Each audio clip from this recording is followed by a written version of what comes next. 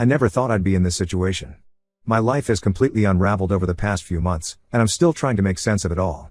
I guess I should start from the beginning. I'm Miles, 28M, and until recently, I was engaged to Dakota, 27F. We met during our senior year of college at a mutual friend's party. I remember being struck by her infectious laugh and the way her eyes lit up when she talked about her passion for environmental science. We hit it off immediately, bonding over our shared love of hiking and our dreams of traveling the world. After graduation, we both landed jobs in the same city. Dakota started working for an environmental nonprofit, while I began my career in software development. We moved in together after a year of dating, and everything seemed perfect. We complemented each other well. Her spontaneity balanced out my more planned approach to life. We'd spend weekends exploring new hiking trails or trying out eclectic restaurants in the city. Our families got along great too. My parents adored Dakota, always commenting on how she brought out the best in me. Her parents welcomed me with open arms, and I became close with her younger brother, often joining him for basketball games. After 4 years together, I decided to propose. I planned an elaborate hiking trip to the spot where we had our first kiss. I hid the ring in my backpack and got down on one knee at sunset, overlooking the valley. Dakota cried tears of joy and said yes without hesitation. We were on cloud 9, excitedly planning our future together. We set the wedding date for the following summer and dove into planning. Dakota was thrilled, poring over bridal magazines and creating Pinterest boards. I was happy to let her take the lead, content to see her so excited about our big day. Everything seemed perfect until about 3 months ago. Dakota started acting different. At first, I chalked it up to stress from wedding planning. She became moody and distant, constantly glued to her phone. When I'd ask if everything was okay, she'd snap at me or brush off my concerns. I tried to be understanding, thinking maybe she was just overwhelmed with work and wedding stuff. I started planning little surprises to cheer her up, bringing home her favorite takeout or suggesting we take a day off for a hike like we used to. But nothing seemed to help. Then she started going out more without me, claiming girls' nights or work events. I didn't think much of it at first, we'd always maintained our own social lives. But the frequency increased, and she'd come home late smelling of alcohol. One night, she didn't come home at all. She texted saying she was crashing at a friend's place after having too much to drink. I offered to pick her up, but she insisted she was fine. Something about the whole situation felt off, but I tried to push my doubts aside. A week later, I came home early from work, hoping to surprise Dakota with dinner. Instead, I was the one who got a surprise. I walked into our bedroom to find Dakota in bed with another man. My world shattered in that moment. The guy scrambled to get dressed while Dakota burst into tears, begging me to let her explain. As if there was any explanation that could make this okay. I was in such shock that I could barely speak. I just turned around and walked out, ignoring Dakota's pleas for me to come back. I drove around aimlessly for hours, trying to process what I'd just seen. How could Dakota do this to me? To us? We were supposed to get married in a few months, and now everything was ruined. When I finally returned home, Dakota was waiting for me. Through her tears, she confessed that the guy was Chris, 28M, her ex-boyfriend from high school. Apparently, they'd reconnected on social media a few months back and started an affair. I felt like I was going to be sick. All those nights she was out with friends or working late, she'd been with him. The woman I thought I knew, the one I was ready to spend my life with, had betrayed me in the worst way possible. Dakota begged me not to leave, saying it was a mistake and didn't mean anything. She swore up and down that she loved me and wanted to make it work. But I couldn't even look at her. I packed a bag and went to stay with my brother, needing space to process everything. For the next week, Dakota bombarded me with calls and texts. She oscillated between apologizing profusely and getting angry at me for not responding. I ignored most of it, still too hurt and confused to deal with her. Finally, after a week apart, I agreed to meet up to talk. I thought I was ready to hear her out, maybe even consider working things out. But then she dropped another bombshell. She was pregnant. And she wasn't sure if the baby was mine or Chris's. I felt like I'd been punched in the gut all over again. Not only had Dakota cheated, but now there was a child involved that might not even be mine.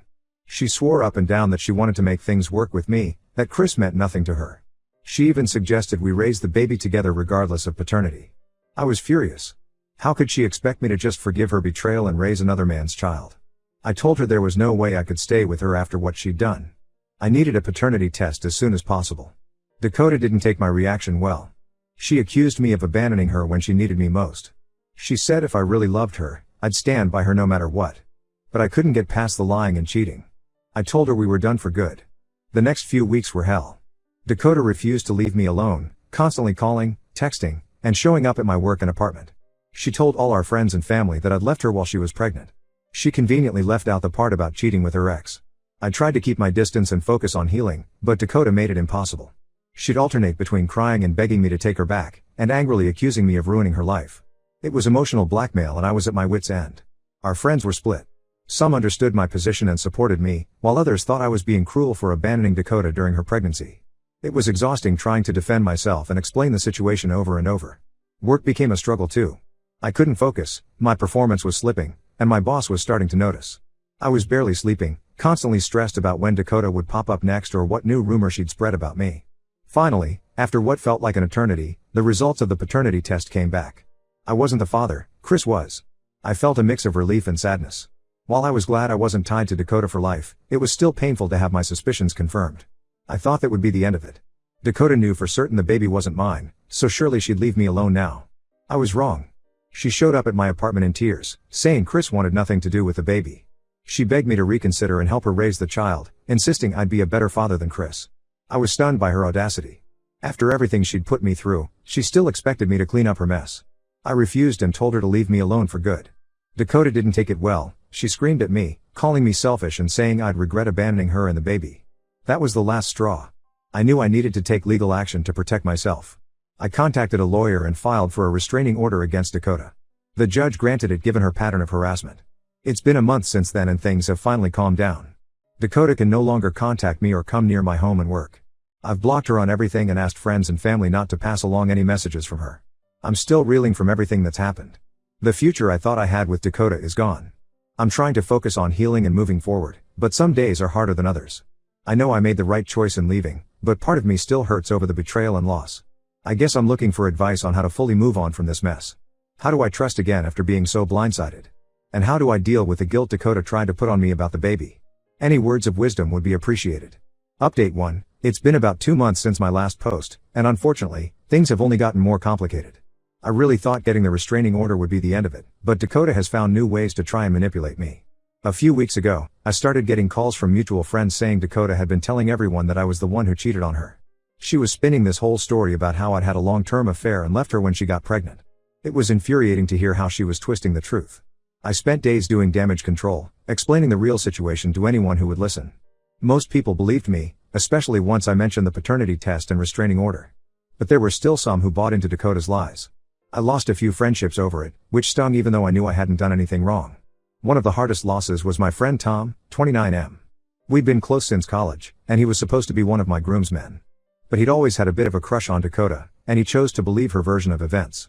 He accused me of abandoning Dakota in her time of need and said he couldn't be friends with someone who would do that. Losing Tom's friendship was like a punch to the gut. Then there was the issue with our shared friend group. Dakota and I had been part of a tight-knit circle of friends since college. Now, every get-together was awkward. People felt like they had to choose sides. Some friends tried to stay neutral, but that often meant excluding both Dakota and me from events to avoid drama. I found myself feeling increasingly isolated. Work wasn't any easier. Despite the restraining order, Dakota found ways to interfere. She started calling my office, pretending to be a client. My boss was understanding at first, but as it continued, I could tell he was getting frustrated. I was constantly on edge, worried that Dakota would show up or cause a scene that could jeopardize my job. Just when I thought things couldn't get any worse, I got served with papers. Dakota was suing me for child support, claiming that because we were engaged when she got pregnant, I had a financial obligation to the baby. I was floored. How could she possibly think this would work? I immediately called my lawyer, who assured me the case had no merit. We have DNA proof that I'm not the father, and Dakota and I were never married. But still, the stress of potentially going to court was overwhelming. The weeks leading up to the hearing were a nightmare. I could barely sleep or eat. I kept imagining worst-case scenarios where somehow, despite all logic, the judge would side with Dakota. My parents tried to be supportive, but I could tell they were worried too. They'd always loved Dakota and were struggling to understand how things had gone so wrong. The day of the hearing arrived and I was a nervous wreck. Dakota showed up looking smug, like she thought she had this in the bag. Her lawyer tried arguing that I had acted as a father figure during the pregnancy and therefore had a responsibility to the child. They even brought up old social media posts where I had expressed excitement about becoming a dad. It felt like they were twisting every happy moment we'd shared into something to use against me. I felt sick listening to them paint me as some heartless monster who had abandoned his family. Thankfully, the judge saw right through it. He dismissed the case immediately, telling Dakota there was no legal basis for her claims. I felt such relief walking out of that courtroom. For the first time in months, I felt like I could breathe again. But my relief was short-lived.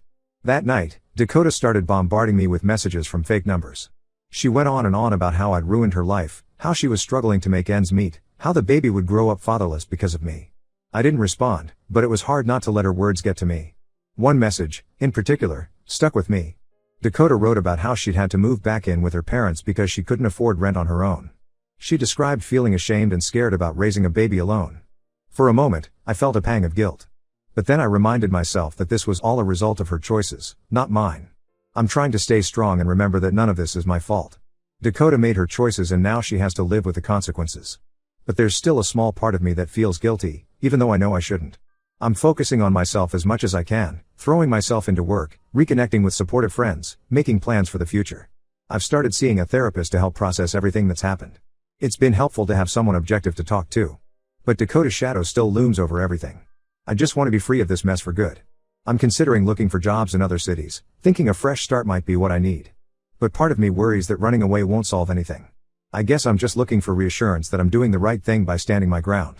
Am I being too harsh? Should I have tried harder to work things out with Dakota? I know logically that I'm not responsible for her or the baby, but emotionally, it's still a struggle sometimes. Any advice on how to move forward would be appreciated. How do I rebuild my life and relationships after all this drama? And how do I protect myself if Dakota tries anything else in the future? Update 2. Another month has passed and things have taken yet another crazy turn. Just when I thought the situation couldn't get any more complicated, Dakota has managed to drag even more people into her web of lies. About 2 weeks ago, I got a call from my cousin Mark, 30M. He sounded hesitant, which was weird because we've always been close. Growing up, Mark was like the older brother I never had. We spent summers together at our grandparents' lake house, and he was always there for me during tough times.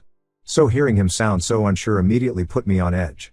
Mark said, "Miles, I don't know how to tell you this, but Dakota's been talking to people in our extended family." My heart sank. I asked him what she'd been saying, though I had a pretty good idea. Mark explained that Dakota had been reaching out to various family members, telling them how I'd abandoned her and the baby, how she was struggling to make ends meet, and how cruel I was being. She'd even contacted my grandmother, who's been in poor health lately. The thought of her upsetting my grandma made my blood boil. I was furious. It wasn't enough for her to try and turn our mutual friends against me, now she was going after my family too. Mark said most people were skeptical of her story, especially since they knew about the cheating and the paternity test. But a few of my more distant relatives were buying into it. I spent the next few days calling family members, trying to set the record straight. Most were understanding, but I could tell some of them still had doubts. It was exhausting having to relive the whole ordeal over and over again. My Aunt Susan was particularly difficult to convince. She's always been a bit of a busybody, and she seemed almost excited by the drama. She kept pressing for details, asking if I was absolutely sure the baby wasn't mine. It took everything in me not to lose my temper with her. Then, to make matters worse, I found out Dakota had started a GoFundMe page. She was using my name and telling this sob story about being a single mom abandoned by her fiancé. She even posted an old picture of us together, making it look like we were still a happy couple. The description on the page was heart-wrenching. Dakota wrote about how she was struggling to afford prenatal care, how she might lose her apartment, how she was scared for her baby's future. She painted herself as this helpless victim, and me as the heartless villain who had left her high and dry. I was beyond angry. This wasn't just annoying anymore, it was full-on defamation. I contacted GoFundMe and managed to get the page taken down, but not before she'd raised a few $100s from sympathetic strangers. The whole situation was starting to affect my daily life. I was constantly on edge, worried about what Dakota might do next. I found myself avoiding social situations, tired of having to explain or defend myself. Even going to the grocery store became stressful. I was always worried I'd run into someone who believed Dakota's lies. I thought about taking legal action for defamation, but my lawyer advised against it. He said it would just drag out the drama and give Dakota more opportunities to spread her lies. As frustrating as it was, the best thing to do was ignore her and focus on moving forward with my life. It's been hard, but I'm trying to stay positive. I've started making plans to move to a new city for a job opportunity. The idea of a fresh start, away from all this drama, is really appealing right now. The job opportunity came up unexpectedly. A college friend who works for a tech startup in Seattle reached out to me about an opening in their development team. At first, I was hesitant. Moving across the country seemed like a drastic step. But the more I thought about it, the more appealing it became. I went for an interview last week, and it went really well. The company culture seems great, and the work would be challenging in a good way. Plus, Seattle is beautiful, all that nature right at my doorstep would be amazing for hiking. I haven't made a final decision yet, but I'm strongly considering it. Part of me feels like I'm running away from my problems, but another part thinks this could be exactly what I need to move on with my life. I just hope that once I'm gone, Dakota will finally give up and leave me alone for good. I'm ready to put this whole nightmare behind me and start the next chapter of my life. Update 3. It's been about 6 months since my last update, and I'm happy to say that things have finally started to settle down. I ended up taking that job in Seattle, and the move has been exactly what I needed. Being away from all the drama and having a fresh start has done wonders for my mental health. The first few weeks after the move were tough. I was in a new city where I didn't know anyone, starting a new job, and still processing everything that had happened with Dakota. There were moments when I questioned if I'd made the right choice. But gradually, things started to improve. My new job is challenging but rewarding. I'm working on exciting projects and learning a lot. My coworkers have been welcoming, and I've even made a few friends outside of work. I've joined a hiking group and have been exploring the beautiful trails around Seattle almost every weekend. Shortly after I moved, I got an unexpected call from Chris, 28M, Dakota's ex and the actual father of her baby. We hadn't spoken since everything went down, so I was surprised to hear from him. He called to apologize, which caught me off guard. Chris explained that Dakota had been doing the same thing to him, spreading lies, trying to manipulate him, and making his life difficult. He said he was trying to step up as a father, but Dakota was making it nearly impossible. She was using the baby as a bargaining chip, refusing to let him see the child unless he got back together with her. Hearing this, I felt a mix of emotions. On one hand, I was angry all over again at how Dakota was behaving. But on the other hand, I felt a weird sense of validation. It wasn't just me, Dakota really was out of control. Chris and I ended up talking for a while, comparing notes on our experiences with Dakota. It was oddly cathartic to connect with someone else who understood exactly what I'd been through. We weren't exactly friends, but there was a mutual respect and understanding between us. As for Dakota, I've heard through the grapevine that she's still trying to stir up drama back home. But being in a new city, surrounded by new people who don't know anything about my past, has given me the space I needed to heal and move on. I've started dating again, cautiously. It's been hard to trust after everything that happened with Dakota, but I'm working on it. I met a girl named Rachel, 26F, at a coffee shop a few weeks ago, and we've been on a couple of dates. It's nothing serious yet, but it's nice to feel that spark of connection again. I'm still in therapy, working through the trust issues and residual anger from my experience with Dakota. It's a process, but I can feel myself making progress. I'm learning to open up again, to not let one bad experience color my view of all relationships. Looking back on everything that's happened, I can see now how close I came to getting trapped in a toxic situation. If I hadn't trusted my gut when things felt off with Dakota, if I hadn't stood my ground when she tried to manipulate me into raising a child that wasn't mine, my life could be very different right now. I'm proud of myself for having the strength to walk away, even when it was incredibly difficult. And I'm grateful for the friends and family who stood by me through it all. To anyone else going through something similar, my advice would be this: trust your instincts, don't let anyone manipulate you into accepting unacceptable behavior, and don't be afraid to cut toxic people out of your life, even if they're someone you once loved. It hasn't been an easy journey, but I'm in a much better place now. I'm looking forward to the future and excited to see what this new chapter of my life will bring. For the first time in a long time, I feel hopeful about what's to come.